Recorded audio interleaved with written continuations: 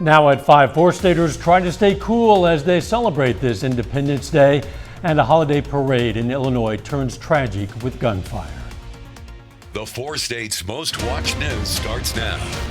It's a scorcher out there on this Independence Day. We're under a heat alert advisory. This is KOAM News at 5. Let's go straight to Chief Meteorologist Doug Heddy. Yeah, it's definitely been heating up over the past couple days, and today into the upper 90s. The humidity is back, so that's why we have heat advisories in effect for the entire week. It's going to be a scorcher of a week, but the entire 4-state area under a heat advisory. Not too much going on. We got some scattered thunderstorms yesterday, but now we have pretty much clear skies. Have a few little scattered thunderstorms out across south central Missouri, northern parts of Arkansas. For us, we're going to stay dry as we go through the evening hours, which is good for the 4th. Upper 90s to near 100 degrees. Look at the heat indices. 104, 105 degrees, and we'll drop back through the 90s during the evening hours, eventually into the 80s. So at least we're going to be dry, but the heat is sticking around. We're going to look at that here in just a bit. See you then. We now know the identity of the man who drowned at the Dripping Springs area of Grand Lake over the weekend. Officials with Emporia State University in Kansas say the man, Brexton Green, was a student there. The university says Green was originally from Cashion, Oklahoma, and was a sophomore and wide receiver on the football team. Authorities say Green was cliff jumping into the water but did not resurface. As always on the 4th, lots of area communities will host public fireworks displays tonight. The Joplin Parks and Recreation Department has teamed up with Missouri Southern for a celebration at Fred G. Hughes Stadium. The stadium opens at 7 p.m. featuring live music and then fireworks at 9:45 p.m. Pittsburgh has been celebrating with various activities since yesterday at Lincoln Park. A fireworks display begins there at 10 tonight. To find a public display near you, just go to our website, koamnewsnow.com. The many activities at Pittsburgh's Lincoln Park included a Cutest Baby contest. Participants were in boy and girl categories and 6 to 12 months or 12 to 24 months. The contest is a long-standing tradition for the Pittsburgh Independence Day celebration. Well, as a child, my mom took me to all of them, mainly with my grandpa. And so it was just kind of a little tradition that I was so excited to continue on once I had her. So we're just excited to do it and to spend the 4th of July with family and friends and at the day at the park. And of course, the best part is you see every single baby turned out to be cute. The city of Carthage held its annual celebration of Independence Day at Municipal Park. Sponsored ice, watermelon was up for grabs. That was nice. The YMCA offered free community swim to the event goers as well. Welcome in this heat for sure. This event was made possible by the support of local businesses. Yes, we have 12 different food vendors that will be here, a lot of other vendors that are arts and crafts, and everybody is just going to come out and have a good time and celebrate in Carthage the 4th of July. The crowd will enjoy live music until 9:30 tonight, and that's going to be followed by a fireworks show. The unincorporated community of Chicopee, Kansas, just outside of Pittsburgh, celebrated 2 parts of its history. A schoolhouse that was established in 1869 and ran for 100 years, and the Chicopee Rural Water District, established in 1951. Today, the community honored both parts of history by dedicating a memorial in the old schoolyard. It's just to remind us of our rich heritage. You know, we're really fortunate in southeast Kansas. We have a really rich heritage here. You know, it's really colorful, rich heritage, and people can't be reminded of that too often. The memorial is made of brick and cut stone and features a flagpole. At least 6 people are dead and 24 are hospitalized after a gunman opened fire at a suburban Chicago 4th of July parade. Reporter Danya Bacchus has the latest. Police in Highland Park, Illinois say a gunman started shooting into a 4th of July parade from a rooftop in the downtown area. On a day that we came together to celebrate community and freedom, we're instead mourning the tragic loss of life and struggling with the terror that was brought upon us. Officials say shots started ringing out about 10 minutes after the parade started. At first, the crowd thought the noise was associated with the parade. Then they ran from the scene, leaving their belongings behind.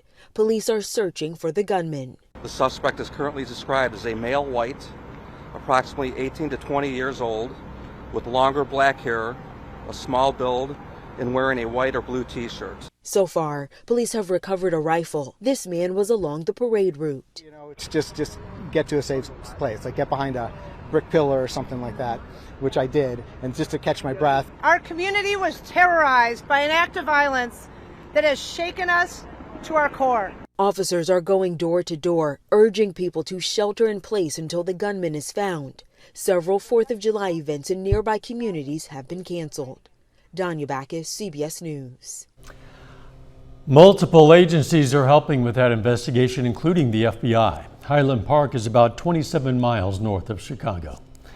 Newly released video of police killing of a 25-year-old black man in Akron, Ohio, has led to angry protests throughout that city. Akron's mayor canceled today's 4th of July festivities, saying it was not the time for a city-led celebration. Authorities say Jalen Walker was unarmed when police chased him on foot and shot him more than 60 times after an attempted traffic stop a week ago. Police say the traffic stop escalated after Walker drove away and a gunshot was fired from the car before he eventually jumped out of the car on the passenger side. 8 officers are now on paid leave. Still ahead, the lesson that could save a child's life. The life skill many children did not learn because of the pandemic. I'm Naomi Ruckham with why experts say the time to learn how to swim is now. Plus, the changing symptoms of monkeypox. Those stories next in Healthwatch. Topping today's Healthwatch, new research on the monkeypox outbreak in the UK shows patients' symptoms are different than from previous outbreaks. The Lancet Infectious Diseases study found patients had differences in symptoms, including location of skin lesions and less tiredness and fever. In this current outbreak, more than 350 monkeypox cases have been reported in the U.S. A new study suggests benefits for patients of long-term care facilities who received a first booster dose of the COVID vaccine. Tel Aviv University researchers studied more than 18,000 people when the Delta variant was surging. The risk of severe disease, hospitalization, and death was lower among patients who received a third dose of the Pfizer vaccine compared to patients who received 2 doses 5 months or more before. We know the stress of the pandemic has impacted the mental health of healthcare workers. Well, in a new study, Seattle researchers offered a coaching program to workers and employees designed to reduce stress and build resistance. Participants reported resilience, stress, anxiety, and burnout all improved. Pools, lakes, and rivers are popular getaway spots on these hot summer days, and the American Academy of Pediatrics is recommending swim lessons for children to prevent drowning. The group says many children did not learn this life skill during the pandemic. Naomi Ruckham has more. 6-year-old Xander Rogoff is learning to swim. His mother Dana says the pandemic kept him from learning earlier. He missed out on those 2 years of really getting into the pool and getting those socialized lessons at camp that he would have had. With swim classes canceled at pools and parks, many children around the country did not get proper instruction. Arms in front, face down. That's why the American Academy of Pediatrics is encouraging families to sign up for swimming and water safety classes. Drowning is the single leading cause of injury death for children ages 1 to 4. There's really strong evidence that swimming lessons in kids over the age of 1 is one layer of protection against drowning prevention. It's a very important life skill. Almost there, keep going. Scuba Steve Camlett is Xander's instructor. He recommends parents look for an American Red Cross water safety instructor. First skill they should learn is the proper way to enter the water to make sure it's safe. After that, proper floating so that if something were to happen, they can stay on top of the water. We're going to work on some mechanics with a stroke called the front crawl. The AAP cautions other layers of protection are also necessary to prevent drowning, including pool fencing, close supervision, life jackets on boats and lakes, and CPR training. Anything could happen, and that's a parent's biggest nightmare. So having him know how to swim properly is extremely important for us. And Xander is improving with every stroke. Excellent. Naomi Ruckham, CBS News, Merrick, New York. And children, of course, aren't the only ones who need to know how to swim. The AAP says it's never too late for parents to learn. And that is a look at today's health news. Still ahead, a series of shark attacks on both the east and west coast. Plus, a lot of heat moving in for us this week. We're going to break that down for you coming up. Well, it definitely turned out to be a super hot 4th of July. Temperatures have been kind of creeping up a bit over the past couple days. Hair cooler yesterday just due to the scattered showers and thunderstorms that we got, which was great to see. We've been so dry, but now we have mostly sunny skies. Nice shot. Indigo Sky Casino and Resort, of course. Indigo is just outside of Seneca, Missouri. All right, no rain today, but officially at the airport yesterday, about a ½ inch, which is good. So, of course, that's how much rain we have for the month of July. Heat advisories in effect, not just this evening or tomorrow or Wednesday or Thursday, all the way into Friday, as our temperatures are going to be kind of hovering right around the triple digits. And we're also going to have the humidity, so heat indices are going to be up there. Most of us right now, 95 upwards to about 100 degrees. So very hot evening. Of course, a lot of people are going to be outside as we go through the evening hours. Humidity is up there. Look at our dew points, kind of 70 to about 72. So that puts us in the top range of that muggy to soupy range. And of course, that's what we're going to see through the evening hours. That gives us heat indices about 103 to about 105 still outside for us right now. So if you are going to be out this evening, make sure you do drink some water or plenty of it, as you can get dehydrated very quickly. Looks good. 7th and range line 98, southerly winds at about 10, humidity relative at 39%. We drop back through the 90s, 80s, eventually into the upper 70s later on tonight. Nothing going on here. We've had a few thunderstorms just to our east, which are dying. Also a few more thunderstorms out across central and western parts of Oklahoma. But besides that, not a whole bunch going on for the Central Plains. So let's go through the evening into the overnight hours for us tonight. We'll drop back near 80 for an overnight low. Mostly sunny skies for us tomorrow. Our northern counties, far northern counties could get a random shower. Everybody else is going to stay dry. Mid-90s by noon. I think most of us will top out very close to 100 degrees. Here's your day planner. 77 to start, 93 by noon. High temp at 99. Still those southerly winds kind of in that 10 to 20 mile per hour range. As we go through the overnight hours tomorrow night, very similar, 78 to about 80. And then on Wednesday, partly cloudy skies, but temperatures shoot up right around 100 or 101 as we go into the afternoon hours. Heat indices next couple days, 105 to 110 tomorrow, the way it actually feels to your body, 105 to 110 once again as we go into Wednesday. Thursday, really no changes. And then finally by Friday, we get a couple little waves that could give us maybe a couple scattered pop-up thunderstorms. Alert days, at least through this week. 99 tomorrow, 101. Wednesday, 102. Thursday, 103 on Friday. And then a cool, crisp 98 degrees. Goodness. Yeah, dropping down into double digits. I know. On Saturday. The weekend looks pretty good. Well, it is all relative, huh? Yeah, it is fortunate that at least some of us did get some rain yesterday, not only because the lawns and gardens need it, but obviously with fireworks tonight, there was some fire risks still in areas people need to be careful. I think about half of us got rain yesterday, so that's good. That's 50%. Thanks, Doug. You don't have to worry about this here, but a recent series of shark attacks on the east and west coast are prompting extra caution at beaches this July 4th holiday. Over the weekend, a lifeguard on Long Island was bit in the hand and chest during a training exercise when he was, ironically, playing the role of a victim. Last week, a Florida teen suffered a serious injury in a shark attack, and a California man was recently injured in waters where he regularly swims. Although shark attacks do remain extremely rare, beachgoers can check out new apps that track shark sightings. The new antenna weighing 12.5 tons is now perched at the very top of our tower. For now, we are continuing to broadcast from a temporary antenna lower on our tower as we prepare to transition to a new, more powerful transmitter.